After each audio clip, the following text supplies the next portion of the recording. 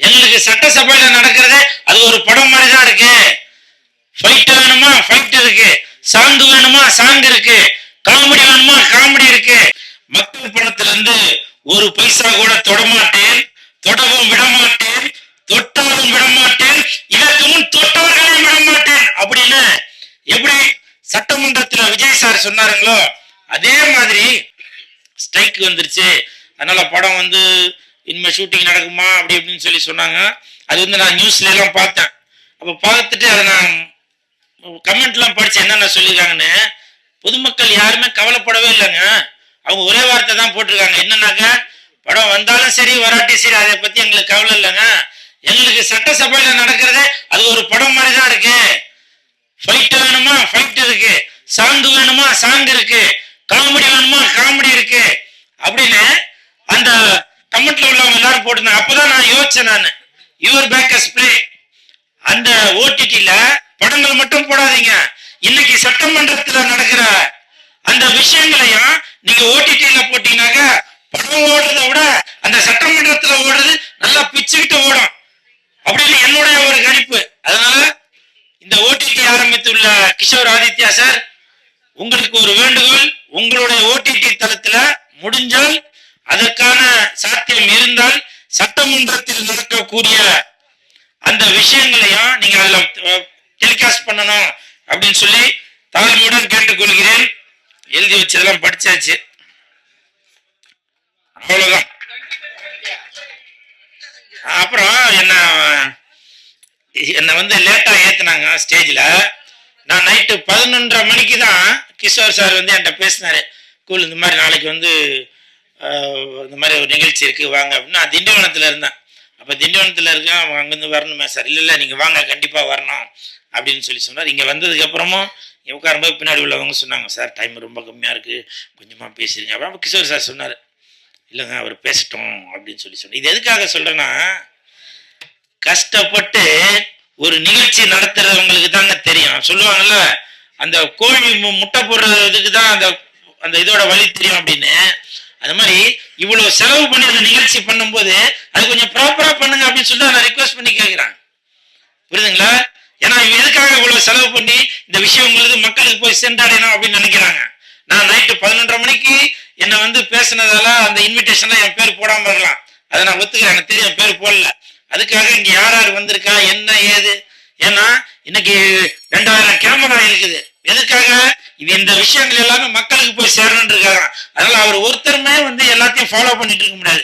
ஊர் தேடி இழுத்தாதான் இந்த யுவர் பேக்கர்ஸ் பிளே போய் வந்து சேர வேண்டிய இடத்துல போய் சேரும். அதனால தாழ்மையான வேண்டுகோள்.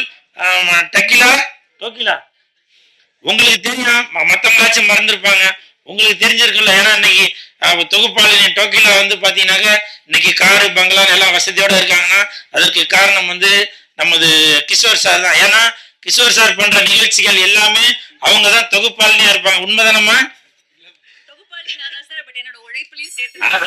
அதுக்குதான் சொல்றேன், ஒரு ஓனரும் வேணும்ல.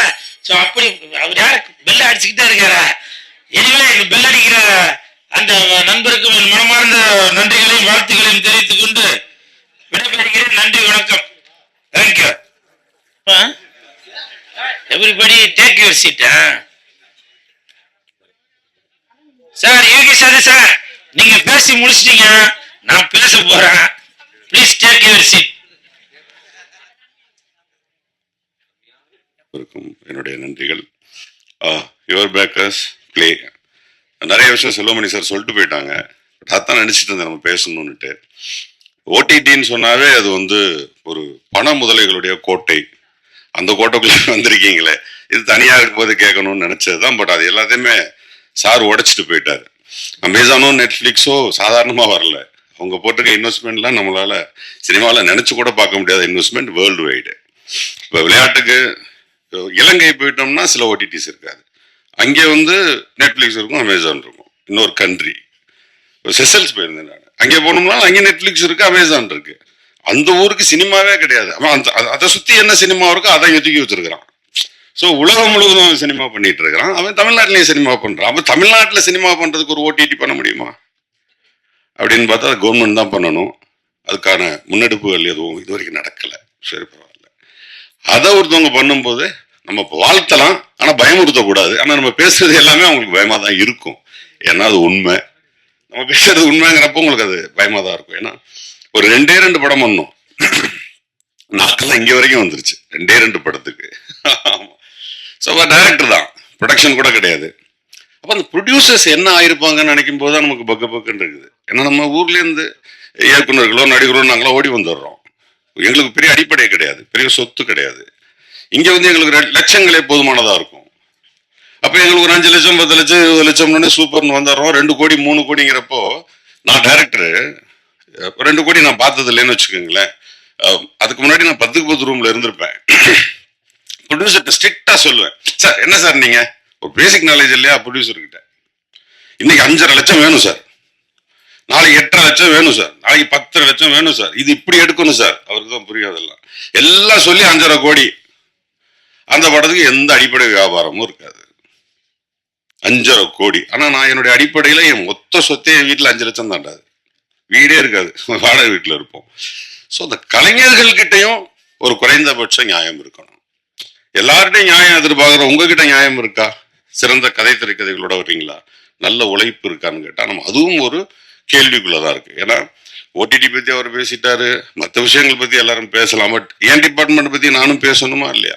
ஸோ அவனை இழுத்து விட்டுட்டு அவனுக்கு 2.5 லட்சம் 3 கோடி 4 கோடின்னு சொல்லிட்டு 6 கோடி 7 கோடி 8 கோடின்னு இழுத்து விட்டுட்டு கடைசியா அந்த திரைப்படம் ஒரு இடத்துல போய் நின்றும். அதுக்கு ஒரு பேசிக் வியாபாரம் இருக்கும். இப்போ அவங்க சொன்னாங்க நெட்ஃபிளிக்ஸா இருக்கட்டும் அமேசானா இருக்கட்டும், அதுல படம் போட்டதுனால மட்டும் படத்தை பார்த்துருவாங்களான்னு கேட்டா இல்ல. ஏன் நெட்ஃபிளிக்ஸை நீங்க திறந்தீங்கன்னா எத்தனையோ லட்சம் படங்கள் இருக்கு, நம்ம எல்லாருமே அதை நம்ம வாங்கியிருக்கிறோம், விலை கொடுத்து வாங்கியிருக்கிறோம். எல்லா படத்தையுமே பார்த்துட்டோம், பார்க்கறது இல்லை, நம்ம படத்தை செலக்ட் பண்றோம். அமேசான்ஸ்ல லட்சக்கணக்கான படங்கள் இருக்கு, செலக்ட் பண்றோம். ஹாட்ஸ்டார்ல லட்சக்கணக்கான படங்கள் இருக்கு, செலக்ட் பண்றோம். ஓப்பனா சொன்னா அதுல இருக்கிறதுல 10 விழுக்காடு திரைப்படங்கள் கூட நம்ம பார்க்கறது இல்லை. அதை நம்ம வருஷத்துக்கு காசை குட்டி வாங்கி வச்சிருக்கிறோம். அப்ப சினிமா எதை நோக்கி இருக்குது? எனக்கு இந்த மாதிரியான சூழல்ல இந்த மாதிரியான படங்கள் வேணும்னு இப்ப மனுஷன் நினைக்கும் போது அதுக்கு சில படங்கள் தான் வருது. நம்ம சில படங்கள் தான் எடுக்கிறோம். சில நேரங்கள்ல காலமும் சூழ்நிலையும் திரைப்படங்களை தீர்மானிக்குது. அந்த மாதிரி காலத்துக்கும் சூழ்நிலைக்கும் சில திரைப்படங்கள் கடைசியா பாத்தீங்கன்னா பாருங்க, இப்போ ரைட்டர்ஸ் நாங்களாம் உட்காந்து எழுதுறோம், திரைக்கதை எழுதும் பொழுது எப்பா ரெஃபரன்ஸ்க்கு ஒரு படம் வேணும்னு எப்ப தேர்னாலும் அது ஓடிடியில் இருக்கிறது இல்லை, அது எல்லாம் யூடியூப்ல இருக்கு. பெரும்பாலான நல்ல திரைப்படங்கள் ஓடிடியில இல்ல, யூடியூப்ஸ்ல இருக்கு. அது என்ன வியாபாரம்? அது என்ன சினிமா? என்ன அப்ப சரியான பாதையில போயிட்டு இருக்குதா? இன்னும் சினிமாவை மட்டும் ஒரு சாபம், அது சரியான பாதையில போறதும் இல்லை, போக விடுறதும் இல்லை. தமிழ்நாட்டு அரசியலும் அப்படித்தான், அது போகவும் போகாது, போகவும் விட மாட்டாங்க. திடீர்னு இந்த பக்கம் போயிட்டு லெஃப்ட்ல இழுத்துட்டு போயிடும், திடீர்னு இந்த பக்கம் போயிடும் ரைட்ல இழுத்துட்டு போயிடும். அது என்னன்னே தெரியல, அப்படி ஒரு விதி மாதிரி இருக்குது நம்முடைய சினிமா. அந்த வகையில இப்படி நம்ம தமிழ் தெரிந்த, அவங்க சொன்ன மாதிரி தமிழ் தெரிந்த வியாபாரமா உள்ள வர்றவங்களுக்கே எவ்வளவு கஷ்டம். நீங்க என்ன சொல்றீங்க, காசே வேணாங்கிறீங்க, எவ்வளவு கஷ்டம். அதனால நம்ம ஆதரவு கொடுக்கலாம் அதிகபட்சம். இன்னும் சொல்ல மாதிரி சார் சொன்னாங்க மாதிரி சில கண்டென்ட்ஸ் வந்து நாங்க வாங்குறோம் அதுல போடுறோம்னு சொல்லி சொன்னாங்க. பட் ஓடிடியில கண்டென்ட்ஸ் இது வரைக்கும் ஜெயிச்சது கிடையாது. கடைசியா ஜெயிச்சது அலெக்சன் வண்டர்லேண்ட். அது மட்டும் அமேசான்ல கோடி கணக்கில் அள்ளி இருக்கு. அவன் 7 லாங்குவேஜ்ல அதை டப் பண்ணியிருக்கான். அந்த 7 லாங்குவேஜ்ல ஏன் டப் பண்ணியிருக்கான்னா, நான் சொன்னேன் இல்லையா, உலகம் முழுவதும் அமேசான் இருக்குது, அங்கே பூரா அதை எடுத்துட்டு போறான். ஏன்னா இவனுடைய இசையிலையும் ஒளியிலையும் ஏதோ இருக்குது அதுல. ஸோ அவன் கீழே சப்டைட்டில் அந்தந்த லாங்குவேஜில் போட்டு அங்கே ஹிட் அடிச்சுட்டு இருக்கான், அங்கேயும் சம்பாரிச்சுட்டு இருக்கான். மற்றபடி ப்ரோக்ராம்ஸ் எதுவும் பெருசாக ஜெயிச்சதில்லை. அந்த மாதிரி நீங்கள் புதுசாக ப்ரோக்ராம்ஸ் நிறைய கான்சென்ட்ரேட் பண்ணுங்க. சின்ன பசங்களுடைய கற்பனைகளை அது உள்ள போடுங்க. ஏதோ ஒன்று எங்கேயோ கிளிக் அடிச்சு ஏப்பா எதுலேயே இருக்காமப்பா அப்படின்னு ஒரு தடவை தட்டிட்டான்னா போதும், அப்புறம் தட்டிக்கிட்டே இருப்பான். அந்த சூழலை உருவாக்குங்க. அனைவருக்கும் வாழ்த்துக்கள். நன்றி.